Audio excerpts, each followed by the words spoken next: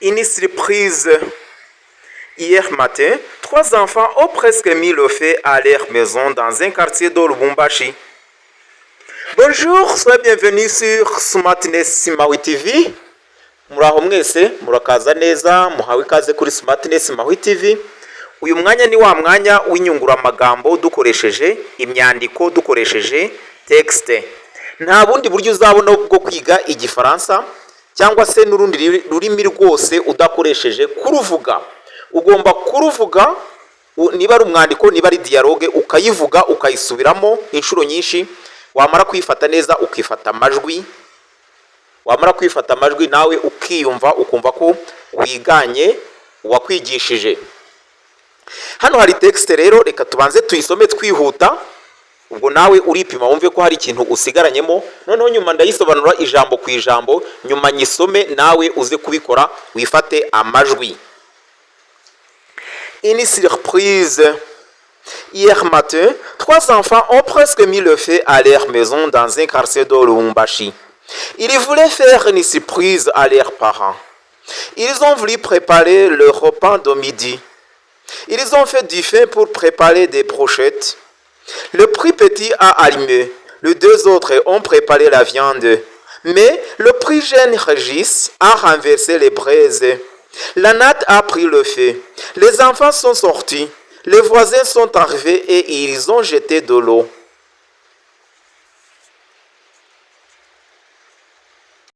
Mu rwego rero rwo kumenya urwego mugezeho abantu mugenda mukurikira iyi myandiko, ngiye kubabaza bino bibazo mubanze mubisubize mbere yuko nsobanura uyu mwandiko numve ko mwabyumvishe koko. Question de compréhension. A. Où se passe l'histoire? Où se passe l'histoire? B. Quand se passe-t-elle? Quand se passe-t-elle? C. Qu'ont fait les enfants? Qu'ont fait les enfants? Pourquoi? Pourquoi? D. Comment l'accident est-il arrivé? Comment l'accident est-il arrivé? Et que s'est-il passé ensuite? Que s'est-il passé ensuite? Mubanze mugerageze kubisubiza noneho. Ubu noneho ngiye gusoma nsobanura, ariko murabanza mutega amatwi musubize. Nimurangiza noneho nsome nsobanura mbone kuza kubasubiza ndeba amanota mwabonye. Reka dusome. Une surprise. Une surprise vient du verbe surprendre. Surprendre bivuga gutungurana. Surprendre ni ugutungurana. Surprise rero ni ugukora agashya. Murabona nka kwa kundi wenda umuntu bavuga ngo bamwizihije umunsi w'amavuko, ugasanga abantu bateguye nk'ibirori, bamuteguriye ibirori adahari, mbese kugira ngo bamukorere agashya. Iriya niyo bita surprise. Surprise.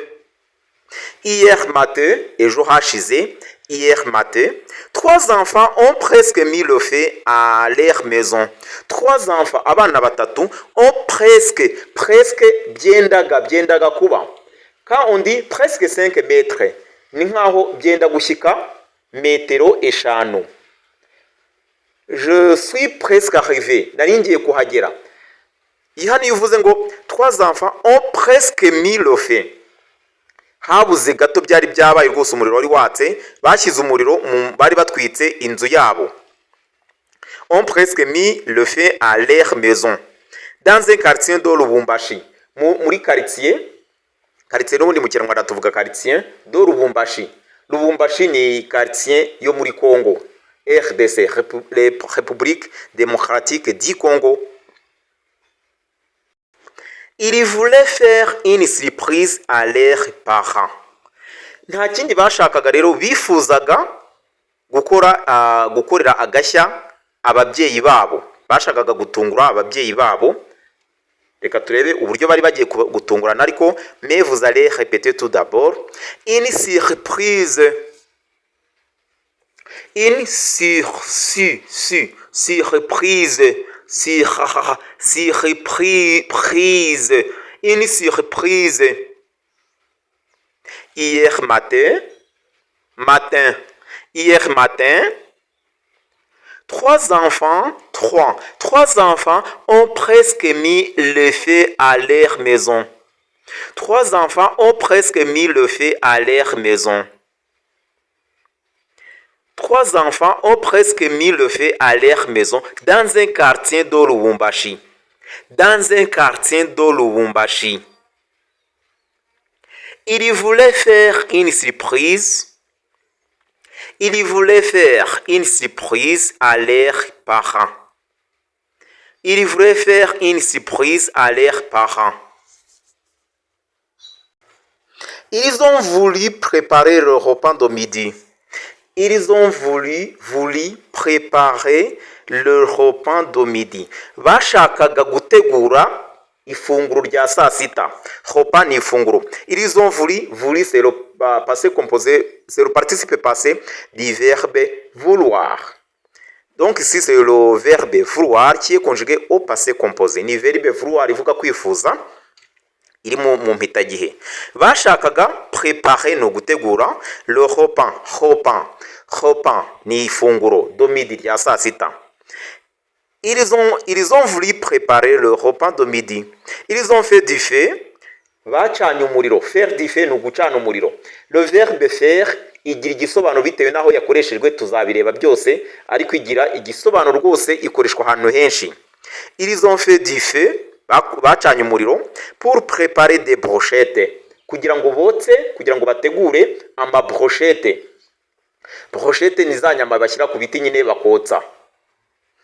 Ils ont fait du feu pour préparer des brochettes. Le plus petit a allumé. Le plus petit a allumé. Umutoya yaracanye. Umutoya niwe wacanye. Les deux autres ont préparé la viande. Les deux autres, babiri bandi, ont préparé la viande. Bateguye inyama. Vous allez répéter. Ils ont voulu préparer le repas de midi. Ils ont voulu préparer le repas de midi. Ils ont fait du feu pour préparer des brochettes. Ils ont fait du feu pour préparer des brochettes. Le plus petit a allumé. Le plus petit a allumé. Les deux autres, les deux autres ont préparé la viande. Les deux autres ont préparé la viande. Mais le plus jeune, ariko umujene cyane muri bo, le plus jeune, umujene cyane muri bo, Régis, witwa Régis, a renversé les braises. Renverser bivuga kubika cyangwa se gucurika, nkuko wafata icupa ugacurika. Kubika, gucurika. Rero yacuritse les braises. Yakozwe nande, le plus jeune Régis a renversé les braises. La natte a pris le feu. La natte ni umusambi cyangwa se ikirago. Umusambi ku bantu batawuzi ni ibintu biba biboshye mu bukangaga cyangwa se mu byo bita ubusuna, mu byatsi mu byukuri bicaraho. Harimo n'ababikora muri mushipiri bya rusirimu by'uruzungu, ariko ubundi la natte ni umusambi mu yandi magambo. La natte a pris le feu. Umusambi waratse. Les enfants sont sortis. Abana baragiye. Les voisins sont arrivés. Les voisins ni abaturanyi. Neighbors. Abaturanyi mu cyongereza bavuga neighbors. Les voisins sont arrivés et ils ont jeté de l'eau. Nuko bashyiramo jete, bajugunyamo. Jete ubundi ni ukujugunya, nuko bajugunyemo amazi. Et ils ont jeté de l'eau, bajugunyemo amazi muri wa muriro. Ariko mbibutsa ko buriya amazi ntabwo azimya umuriro mwinshi, utazabona umuriro mwinshi cyane ukavuga ngo ugiye kuwuzimbisha amazi. Hari imiti yabugenewe cyangwa se ugakoresha umucanga, itaka se. Ntabwo ubundi amazi azimya umuriro kwa kundi wenda nk'intebe zo muri salo zishobora gushya cyangwa inziga cyangwa ukoreshe akavido k'amazi waba wakije, ahubwo ukoresha umucanga. Vous allez répéter. Mais le plus jeune Régis mais le plus jeune Régis a renversé les braises. A renversé, renversé les braises. La natte a pris feu. La natte a pris feu. Les enfants sont sortis. Les enfants sont sortis. Les voisins sont arrivés. Les voisins sont arrivés et ils ont jeté de l'eau. Et ils ont jeté de l'eau. Ndizera ko buri wese yasobanukiwe. Reka noneho nyisome mbere ku kuntu murarangiza musoma, nimara kuyisoma murahita mubaha ibisubizo bya bibazo. Mbere yo gufata ibisubizo ariko mujye mubanza mugerageze kubisubiza mu magambo yanyu, noneho nyuma mbone kubasubiriza. Reka tugende rero dusome, namwe mugiye gusoma gutya mwifata amajwi. Wowe utarakora like, share, subscribe igihe niki, amasomo muyasangize bagenzi banyu, kandi isomo niba ryagushimishije ugaragaze ko ryagushimishije ukore like. Ku bantu bari hanze dukomeje kubafasha, mwaduhamagara, mwatwandikira kuri nimero duhora tubaha, rwose turi hano kubera mwebwe. On y va alors. Une surprise. Hier matin, 3 enfants ont presque mis le feu à leur maison dans un quartier de Lubumbashi. Ils voulaient faire une surprise à leurs parents. Ils ont voulu préparer leur repas de midi. Ils ont fait du feu pour préparer des brochettes. Le plus petit a allumé, les 2 autres ont préparé la viande, mais le plus jeune, le Régis, a renversé les braises. La natte a pris feu. Les enfants sont sortis, les voisins sont arrivés et ils ont jeté de l'eau. Reka dusubize rero bya bibazo, reka dusubize bya bibazo byacu.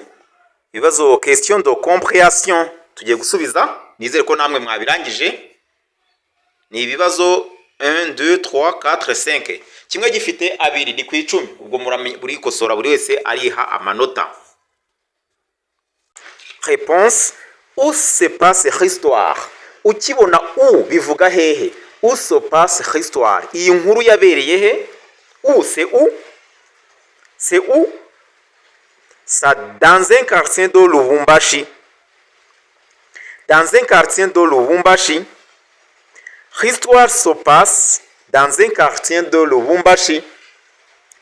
Gusubiza bisaba no gukora interuro nziza, ubundi uhera ku gice cy'ikibazo nk'ubu kavuga ngo l'histoire se passe, urabona ko ari igice cy'ikibazo, dans un quartier de Lubumbashi. B. Que se passe-t-il? Que se passe-t-il? Quand ryari, byabaye ryari ibi ngibi. Iyi nkuru yabaye ryari? C'est hier matin. Elle se passe, l'histoire s'est passée hier matin. Hier matin. C'est qu'ont fait les enfants? Abana bakoze iki? Ni iki cyabaye ubundi abana bari bakoze iki? Ils ont fait du feu. Ils ont fait du feu. Bacanye umuriro. Ils ont fait du feu. Pourquoi? Kuki bari bacanye umuriro? Pourquoi? Ils ont fait du feu pour préparer des brochettes. Pour préparer des brochettes. Kugira ngo botse za brochettes. Comment l'accident est-il arrivé? Accident se yaje iti. Impanuka yaje iti, impanuka y'ubushye. Eske niye impanuka ubundi? Impanuka yari ibaye ni ubushye, ni ugutwika. Comment l'accident est-il arrivé? Yagenze bite kugira ngo accidize? Régis a renversé les braises. Ni ukubera ko Régis a renversé les braises et la natte a pris feu. Nuko ibirago biba biragurutse. Régis a renversé les braises et la natte a pris feu. Que s'est-il passé ensuite? Que s'est-il passé ensuite? Nyuma ni iki cyabaye? Que s'est-il passé ensuite? Les enfants sont sortis. Les voisins sont arrivés et ils ont jeté de l'eau. Icyakurikiyeho ni uko abana basohotse, abaturanyi bakaza bakamenamo amazi. Est-ce que tu as obtenu combien de points? Kimwe, une question vale 2 points. Ikibazo kimwe kingana n'amanota 2. Wabonye angahe? Wabonye amanota angahe? Nyuma yo kwifata amajwi rero, ndizera ko nawe umaze kumenyera iyi system kandi izagufasha. Mukomeze mutwandikire mudusaba amasomo mwifuza. Isomo ryose uzashaka hano uzaritwandikire, tuzajya turi kugezaho. Merci de nous avoir suivis. À la prochaine occasion. Au revoir.